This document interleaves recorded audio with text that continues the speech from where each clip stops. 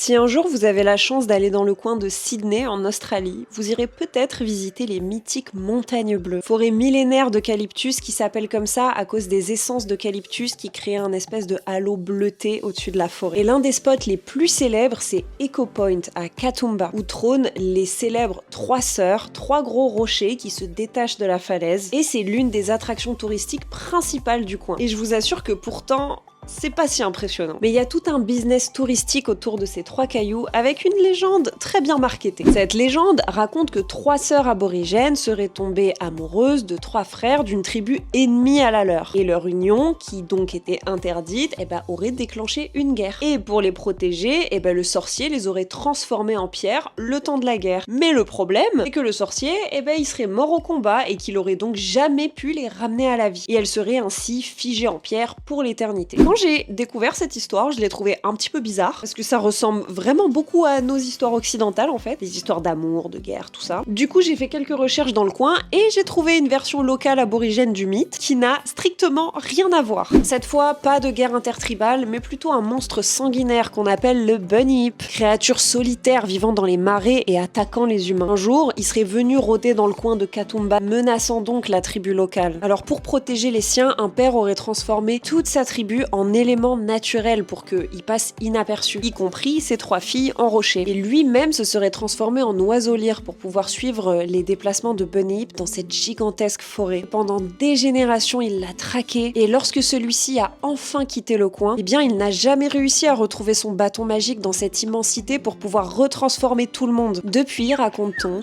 l'oiseau lyre cherche toujours son bâton partout dans la forêt et les éléments naturels renferment encore les esprits de toute sa tribu qui l'attend patiemment.